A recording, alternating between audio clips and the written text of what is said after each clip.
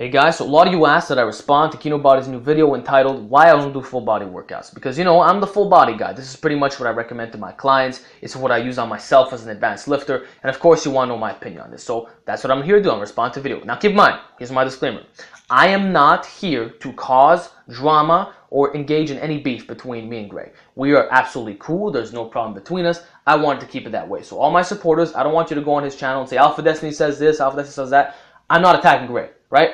I am not here to stir drama. This is just a mature discussion between two adults, and that's it. And likewise, I don't want his fans coming here and attacking me. We're fine. We don't have any issues, okay? So I don't want guys going in and creating all this drama. So let's start the discussion. So the first point that Greg makes in that video is that it's hard to fight for personal records when doing full body workouts because you can't focus on the muscle group. In other words, if you do squat, bench press, deadlift, etc., all in one session, something is going to lose performance. And therefore, it's better to split it up into a split routine where you can actually focus on the muscle group. And the example that he gives, I believe, is doing an incline press followed by weighted chin-ups if you're too exhausted at that point. Now, guys who say this, right, here's my rebuttal. It's people who lack work capacity and who've not done full body workouts for long periods of time. Because I can tell you, I'm an advanced lifter. I've been doing full body workouts for many years now. I don't have that issue that he's describing. I can do high volume squats, bench presses, deadlifts in one session, no performance loss whatsoever. I'm really recovered. I'm fine. You've seen the shit that I do. It's absolutely mind-blowing for a lot of you guys, but that's just the reality. I could do 5 sets of 20, and then I'm ready to do the next part of my workout. And if I'm not, let's say for whatever reason, I don't feel recovered to do the next part of my workout, you know what I do? This is a free tip for you guys. I'll just go to Starbucks, right, or Tim Hortons, or wherever the fuck I feel like going, or I'll have a liter of juice with me, and I'll drink it down. I'll just drink it down. I'll sit down, relax, 10 minutes, and after that, I'm fully recovered. My grip's good. My breath is back. I'm ready. I'm in the zone. I'm ready to kick some ass for the rest of my body part.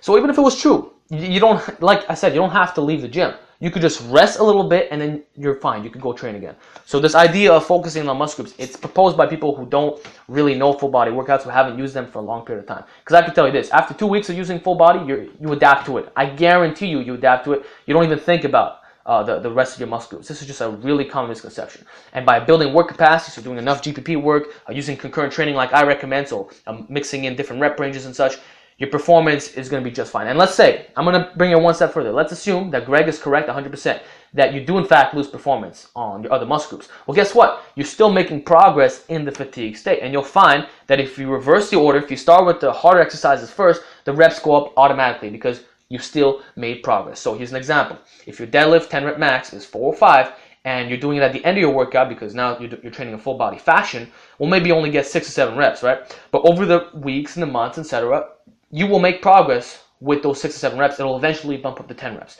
And then you'll find that one day, if you decide to test your deadlift as the first exercise, you'll get over 10 reps like this, instant PR, because of the fact that the fatigue is what caused you to lose your reps, not because you were actually getting weaker as a whole. So that's the first point. I disagree with Greg. I think he's wrong on this one, and I don't blame him. People who don't follow full body programs, they can't really understand this, right? So yeah, let's move on to a second point.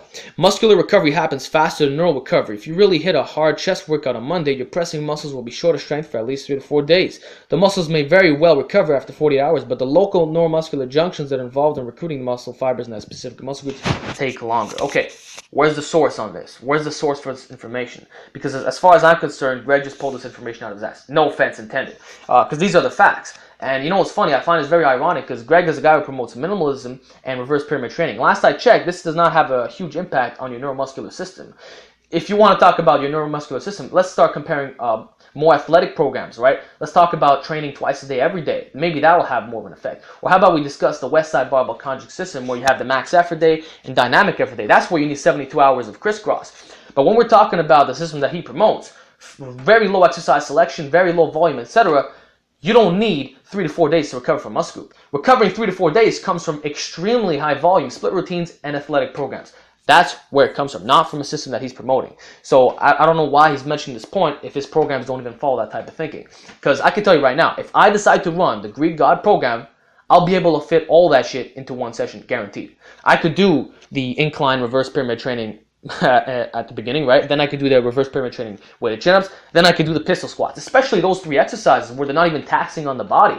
I mean, if we're going to mention some exercises, how about we look into the squats, the deadlift, the shrugs, the farmer walks? That's where it could become more problematic, but not in a system like Greg is recommending. Sorry, this is just, it's easy to recover from that stuff. And if you really have trouble, dude, if you have trouble recovering from one set of incline presses, reverse pyramid training, then you really have low work capacity. And that's something that you have to address. This is, it's just beyond me. And this also makes sense why you'd have trouble recovering from a full body workout. It's just a lack of work capacity. It goes back to the first point. So yeah, I don't understand this. And then the neuromuscular junction point. Where did you pull out this information? The research doesn't support this.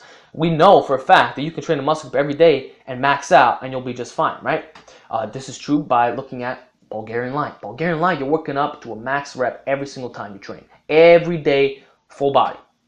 If the neuromuscular junction took 3 days to recover, 3 to 4 days, these programs wouldn't exist. Athletes, competitive athletes who have world records, not just people who promote the Hollywood physique, they wouldn't exist. But we know that this works. We know that Bulgarian light training works. Therefore, what Greg is saying is false. It cannot be true. The neuromuscular junction doesn't take 3 to 4 days. It's a lot faster than you might think. And that can be regulated through proper exercise selection and volume and intensity. By managing those things, you can train at a very high frequency without suffering the neural fatigue. The neural fatigue, that's really going to come down to inefficient programming and shitty diet. And then another thing that he mentions, here's another point, right? When people ask if they can do different, if they can modify his program, which I know what that's like. I fucking hate it when people modify my shit. He responds, I told them it's not optimal because do an incline on Monday, then standing press on Wednesday, and incline again on Friday. You'll never be completely rested for the pushes. I told them to try it and report back. In every case, they plateaued. Of course, because they didn't manage volume and intensity the proper way. This is why I follow concurrent training. Concurrent training, and this is also why, undulating periodization works, where you have the heavy, light, medium setup.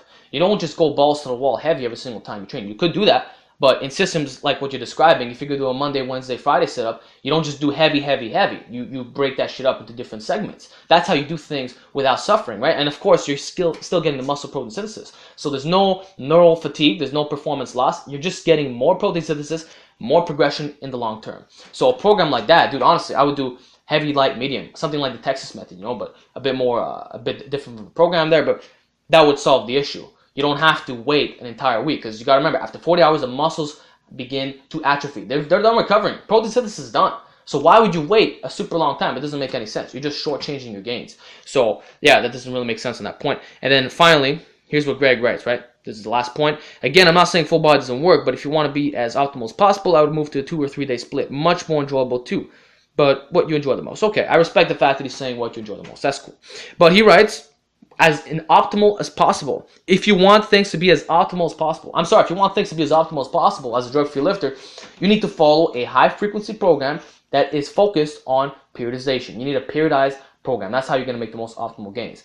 Doing a split routine, a 2 to 3 day split routine where you're hitting your muscle groups once a week, especially with a low-volume setup like Greg's recommending, that's not optimal for drug-free lifters who seek maximum strength and development. Could it be optimal for guys who want a life outside the gym while building a Hollywood physique? I suppose so, but that's a subjective point of view, right? If we're talking about strength and development, and especially in regards to athletics, then certainly this is not optimal in any world.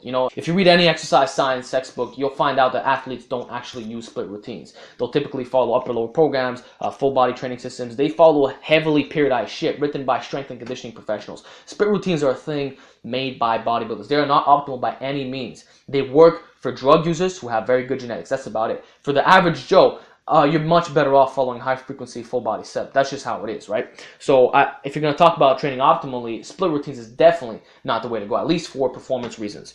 So yeah, that's it. That's all I have to say about Greg's video. I think it was full of misinformation. He's misleading his viewers, but I can't blame him. Like I said, I'm not hating on the dude. I want to make that very fucking clear. There's no hate between us. Zero hate. I'm just responding like a mature adult, and hopefully you can make your own intelligent decisions.